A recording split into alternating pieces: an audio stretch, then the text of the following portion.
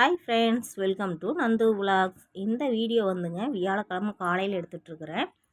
நம்ம ஆடி மாதம் பிறக்குது இல்லைங்களா, வெள்ளிக்கிழமை ஆடி 1.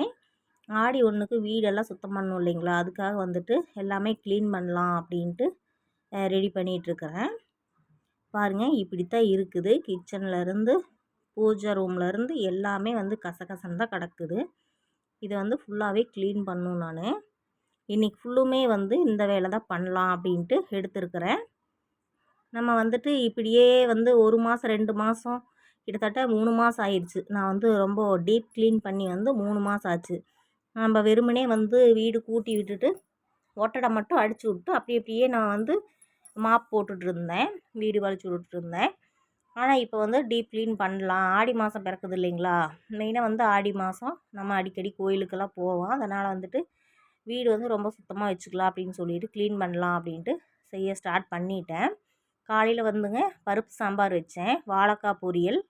பருப்பு சாம்பார் வச்சுட்டு வாழைக்காய் பொரியல் வச்சு குட்டீஸ் ஸ்கூலுக்கு அனுப்பிட்டேன். அனுப்பினதுக்கப்புறம் என் ஹஸ்பண்டையும் வேலைக்கு அனுப்பிட்டேன். அவரையெல்லாம் அனுப்பிட்டு அதுக்கப்புறமா தான் நான் இந்த வேலையை எடுத்து பண்ணிகிட்ருக்கிறேன்.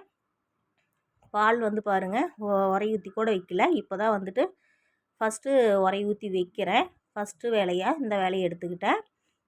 பால் வெது வெதுப்பாக பண்ணி உரை ஊற்றி வச்சுட்டு இதுக்கப்புறம் எல்லாம் அழுக்காக இருக்கிற எல்லா பாத்திரங்களையும் கொண்டு போய் நம்ம பாத்திரம் விளக்குறோம் இல்லைங்களா, அங்கே போட்டுட்டு அதுக்கப்புறமா ஒவ்வொன்றா க்ளீன் பண்ணலாம் அப்படின்ட்டு பண்ணிகிட்ருக்கிறேன். பாருங்கள், பெறையை ஊற்றி வச்சாச்சு. இதுக்கப்புறம் அடுப்பு மேலே இருக்கிற ஸ்டாண்டெல்லாம் ஒவ்வொன்றா எடுத்துகிட்டு எல்லாமே கொண்டு போய் நம்ம பாத்திரம் விளக்குற இடத்துல போட்டுடலாம் அப்படின்ட்டு எல்லாமே எடுத்துகிட்ருக்கிறேன். உப்பு ஜாடி பாருங்கள், எப்படி எண்ணெய் பசையெல்லாம் ஒட்டி ஒட்டி ரொம்ப இதாகிடுச்சு. அதனால் எல்லாமே கொண்டு போய் வெளியில் போட்டு தான் விளக்கணும். நான் மேக்ஸிமம் வெளில போட்டு தாங்க விளக்குவேன். பாருங்கள், அதுக்குள்ளே கோழிக்கு வேலை தீனி இல்லை, அரிசியெல்லாம் எதுவுமே இல்லையா. சரி, இதுக்கு ஃபஸ்ட்டு போட்டுடலாம் அப்படின்னு சொல்லிட்டு ஃபஸ்ட்டு இதுக்கு தீனி எடுத்து வச்சுட்டேன். ரேஷன் அரிசி தாங்க போடுவோம் எங்கள் கோழிக்கெல்லாம். இதை போட்டு தான் வளர்க்குறோம். பாருங்கள், பசியோடு எல்லாம் வெயிட் பண்ணிகிட்ருக்குது. நான் தீனி போடுவேன் அப்படின்ட்டு பார்த்துட்ருக்குது. சரி, நானும் அதுக்கு தீனி போட்டாச்சு. ஃபஸ்ட்டு வேலையாக உரை ஊற்றி வச்சுட்டு செகண்டு நம்ம கோழிக்கெல்லாம் தீனி வச்சாச்சு. இதுக்கப்புறம் நமக்கு பிரச்சனை இல்லை. இனிமேல் நம்ம வேலையை ஸ்டார்ட் பண்ணலாம் அப்படின்ட்டு பண்ணிகிட்ருக்குறேங்க. பாருங்கள், அழுக்கு பாத்திரங்கள்லாம் இங்கே போட்டுட்டேன். துணியும் அப்படியே மிஷினில் போட்டுட்டேன். இதுக்கு இன்னும் தீனி போடணும். கோழிக்கு தீனி போட்டாச்சு. அடுத்தது என் பையன் மீன் வளர்த்துறானுங்க. நம்ம 6ஆம் மகால்னு சொல்லிட்டு கண்காட்சிக்கு போயிருந்தோம். கிங்காங் கண்காட்சின்னு சொல்லிட்டு அங்கே ஃப்ரீயாக மீன் 2 கொடுத்தாங்க. இந்த மாதிரி நிறைய மீன் வாங்கி வாங்கி வளர்த்துனான். அப்போல்லாம் எல்லா மீனுமே இறந்துருச்சு, ஹீட்டு தாங்க முடியாத. ஆனால் இந்த மீன் இப்போ வாங்கிட்டு கூட 1 மாதம் ஆயிடுச்சுங்க. ஆனால் நல்லா இருக்குது, ஒரு பிரச்சனையும் இல்லை. அப்புறம் அதுக்கு கொஞ்சம் தீனி போட்டுட்டு அது போடலின்னா அது வேறு பேசுவான்.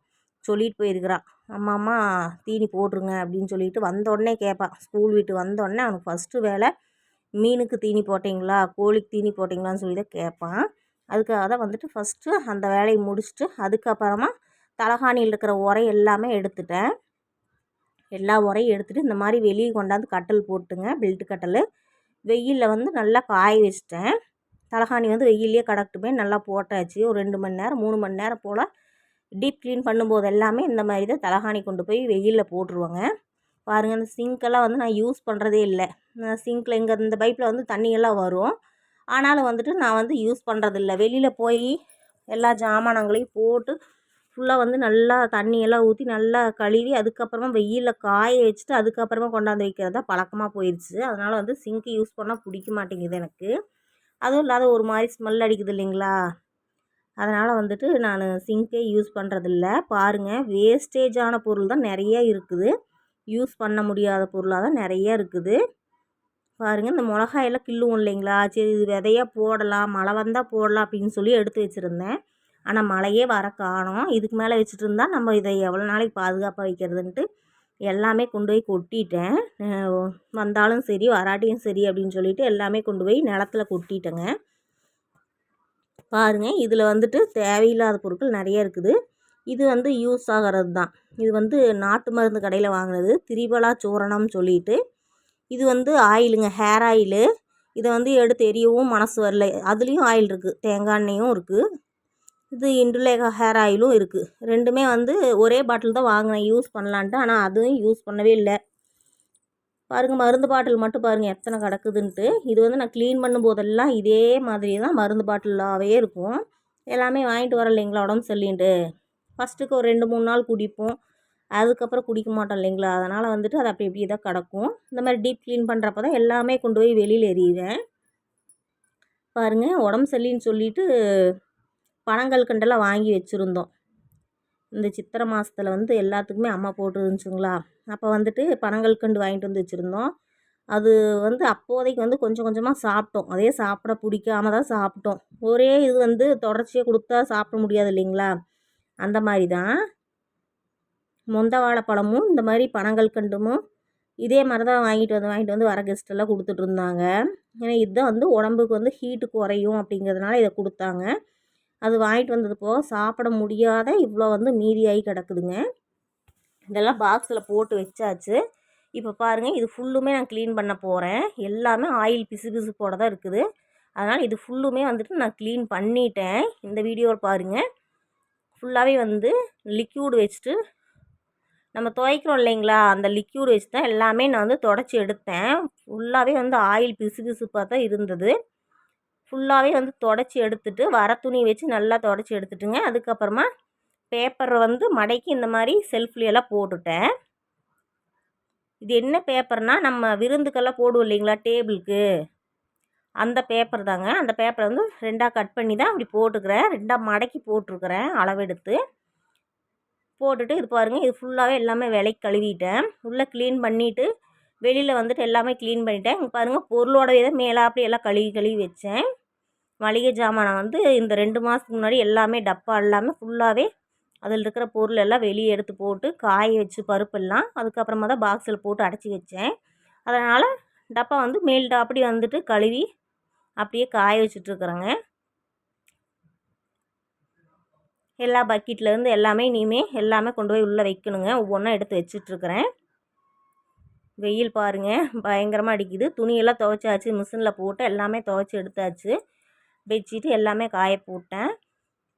இனிமேல் வந்து சாப்பிட்லாம் அப்படின்னு சொல்லிவிட்டு இன்னும் கொஞ்சம் நேரம் காயிட்டும் அப்படின்ட்டு சாப்பிட்டு போய் எடுத்து வைக்கலாம் அப்படின்ட்டு எடுத்து வச்சுட்டேன். உப்பு ஜாடிங்க இது. உப்பு ஜாடி பாருங்கள், ஃபஸ்ட் இருந்ததுக்கு இப்போ எப்படி இருக்குதுன்ட்டு மறுபடியும் உப்பெல்லாம் கொட்டி வச்சுட்டேன். அதே மாதிரியே எல்லா பொருளும் முடிஞ்ச வரைக்கும் இருந்த இடத்துலையே கரெக்டாக அடுக்கி வச்சாச்சுங்க. நம்ம கிச்சன் வந்து இப்படி தான் இருக்குங்க. சிம்பிளான கிச்சன் தான். ஏதோ நம்மளால் முடிஞ்ச மாதிரி ஏதோ யூஸ் பண்ணி வைக்கிறேன். முடிஞ்ச அளவுக்கு என்னால் எவ்வளோ நீட்டாக பண்ண முடியுமோ அந்தளவுக்கு நீட்டாக பண்ணி வச்சுருக்கிறேன். பாருங்கள், சிங்க் வந்து நான் யூஸ் பண்ணுறது இல்லை. அதுக்காக வந்து இந்த மாதிரி பாத்திரம் வைக்கிற கூடை மட்டும் அந்த இடத்துல வச்சுக்கிட்டேன். நம்ம லிக்யூடு துவைக்கிறது அதுக்கு தேவையானதெல்லாம் மட்டும் வச்சுக்கிட்டேங்க. இது வந்து வெள்ளிக்கிழமை காலையில் எடுத்துகிட்டு இருக்கிற வீடியோங்க. வியாழக்கிழமை வந்துட்டு எல்லாமே க்ளீன் பண்ணி முடிச்சிட்டோங்களா. பாருங்கள், வெள்ளிக்கிழமை காலையில் ஆடி 1 அன்னைக்கு காலையில் இது செஞ்சிட்ருக்குறேங்க. வியாழக்கிழமையே வந்துட்டு நான் வீடு ஃபுல்லாகவே க்ளீன் பண்ணிட்டேன். எல்லா வேலையும் முடிஞ்சது. துவைக்கிற வேலை, வீட்டு க்ளீன் பண்ணுறது எல்லா வேலையும் முடிச்சிட்டேன். வெள்ளிக்கிழமை காலையில் வந்துட்டு ஸ்கூல் இருக்குது இல்லைங்களா குட்டீஸ்க்கு, அதனால் ஸ்கூலுக்கு தேவையான சாப்பாடு ஃபஸ்ட்டு செஞ்சிடலாம் அப்படின்ட்டு சுரக்காய் பொரியலும் ரசமும் செஞ்சேங்க. காலையில் வந்துட்டு இவங்களுக்கு வேணுங்கிறத செஞ்சு இவங்கள ஃபஸ்ட்டு தாட்டி விட்டால் தான் நம்ம அடுத்த வேலைகளை செய்ய முடியும். இன்றைக்கி ஏதாச்சும் கோயிலுக்கு போகலாம் அப்படின்ட்டு இருந்தோம். ஆனால் கோயிலுக்கு வந்து போகலை. பக்கத்தில் எங்களுக்கு குலதெய்வ கோயில் இருக்குது, வீட்டுக்கு பக்கத்துலேயே இருக்குதுங்க. அதனால் வந்து இங்கேயே வந்து பூஜை வைக்கிறதுனால சரி நம்ம இங்கேயே கும்பிட்டுக்கலாம் அப்படின்னு சொல்லிட்டு போகலை. மறுபடியும் வந்து குட்டீஸையெல்லாம் ஸ்கூலில் விட்டுட்டு சாப்பிட வச்சு கொண்டு போய் விட்டுட்டுங்க. அதுக்கப்புறமா பூஜை அறையெல்லாம் வந்து க்ளீன் பண்ணல நான். இது வந்து இன்றைக்கி பண்ணிக்கலாம் அப்படின்னு சொல்லிட்டு விட்டுட்டேன். ஒரே நாளில் எல்லாமே பண்ண முடியலிங்க. வியாழக்கிழமை ஒரே நாளில் எல்லாமே பண்ண முடியலிங்களா, ரொம்ப டயர்டாயிடுச்சு. சரின்ட்டு வெள்ளிக்கிழமை பண்ணிக்கலாம், வெள்ளிக்கிழமை பண்ணிவிட்டு அப்புறமா தீபம் போடுறதுக்கும் கரெக்டாக இருக்கும் அப்படின்னு சொல்லிட்டு வெள்ளிக்கிழமை நான் பண்ணிட்டேங்க. இவங்களெல்லாம் ஸ்கூலுக்கு விட்டுட்டு அதுக்கப்புறமா தான் அந்த வேலையை வந்து நான் ஸ்டார்ட் பண்ண போகிறேன். பாருங்கள், டிஃபன் பாக்ஸ் வந்து பேக் பண்ணிகிட்ருக்கிறேன். நம்ம ஒரு கையிலேயே வச்சுட்டு வீடியோ எடுக்கிறதுனால கொஞ்சம் சேக் ஆகுதுங்க, அட்ஜஸ்ட் பண்ணிக்கோங்க. சுரக்காய் பொரியலும் ரசமும் வச்சேன். தயிர் இருந்தது, தயிர் வந்து குட்டீஸ் எடுத்துகிட்டு போகல, இதே போதுமான்ட்டாங்க. நானும் சரின்னு விட்டுட்டேன். இதுக்கப்புறம் ஸ்கூலுக்கு கிளம்பிட்டாங்க. பாப்பாவுக்கு தலையெல்லாம் சீவிட்டாச்சு. பாப்பாவும் ரெடியாக இருக்கா. பாப்பா பாருங்கள் கிளம்பிட்டா. இன்னும் வந்து யூனிஃபார்ம் இன்னும் பையனுக்கு தரலிங்க. அளவு எடுத்துருக்குறாங்க, இன்னும் தரல. பாப்பாவுக்கும் தரல. இது வந்து ஸ்போர்ட்ஸ் ட்ரெஸ்ஸுங்கிறதுனால அதே அளவு போட்டுக்கிட்டா. யூனிஃபார்முக்கு வந்து மறுபடியும் அளவு எடுத்துருக்குறாங்க. யூனிஃபார்ம் இன்னும் கொடுக்கல. Quarterly exam, first mid term எக்ஸாமே வரப்போகுது. இன்னுமே வந்துட்டு யூனிஃபார்ம் தரலிங்க. அதனால தான் வந்து தம்பி வந்து கலர் ட்ரெஸ்ஸில் போகிறான். கூட்டு போய் நான் வந்துட்டு என்னோடய ஸ்கூட்டியில் தான் கூட்டிகிட்டு போவேங்க. கூட்டிகிட்டு போய் ஸ்கூலில் விட்டுட்டு அதுக்கப்புறமா தான் வீட்டில் வந்து எல்லா வேலையும் செய்யணும்.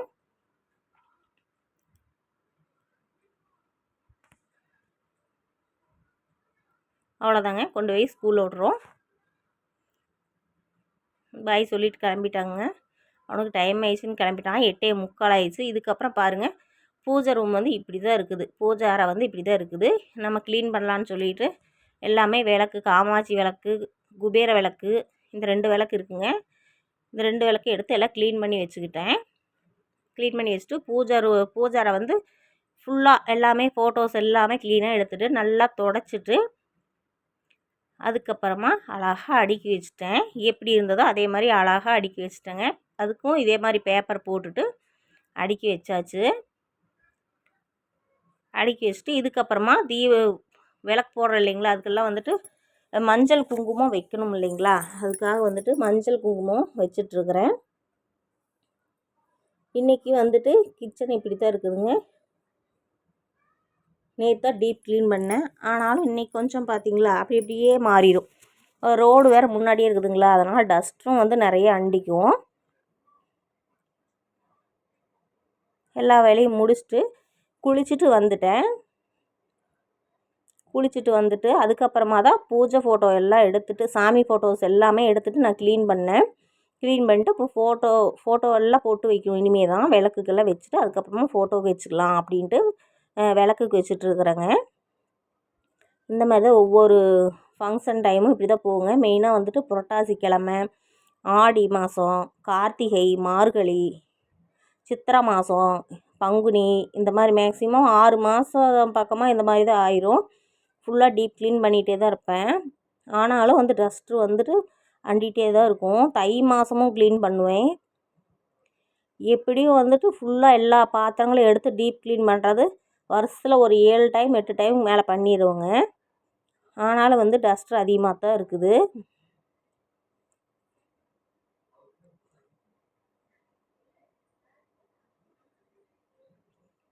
ஃபஸ்ட்டு காமாட்சி விளக்குக்கு எல்லாமே வச்சுக்குவோம் அப்படின்னு சொல்லிட்டு மஞ்சள் குங்குமம் வச்சாச்சுங்க. பூ மட்டும்தான் வாங்கிட்டு வரல. பூ வந்துட்டு ஈவினிங் போல் வாங்கிக்கலாம் அப்படின்ட்டு சொல்லியிருந்தாருங்க ஹஸ்பண்டு. அவரும் வந்து ஒர்க் போகலை, கோயிலில் பூஜை ஆகிறதுனால அவரும் வந்து ரெஸ்ட்டில் தான் இருந்தார் வீட்டில். அவரும் போயிட்டு கோயிலில் கொஞ்சம் வேலையெல்லாம் பண்ணிகிட்டு இருந்தார். விநாயகரை எல்லாம் அலங்காரம் பண்ணுறது, சாமி கோயில்கள்லாம் கழுவி விடுறது, அந்த மாதிரி வேலைகள்லாம் பண்ணிகிட்டு இருந்தார். மேக்ஸிமம் இந்த மாதிரி வேலையெல்லாம் சாமிக்கு பணிவிடை பண்ணுற வேலைகளுக்கு கண்டிப்பாக நாங்கள் செய்வோம், போவோம். அப்புறம் எல்லாம் பண்ணிட்டுங்க விளக்கு போடலாம் அப்படின்னு சொல்லிட்டு எல்லாம் கொண்டு வந்து வச்சாச்சு. பூ மட்டும்தான் மிஸ்ஸிங்கே. பூ வந்து ஈவினிங் போல் வாங்கி வச்சுக்கலாம் அப்படின்ட்டு பொட்டு மட்டும் வச்சுட்டு தீபம் போட போகிறேங்க.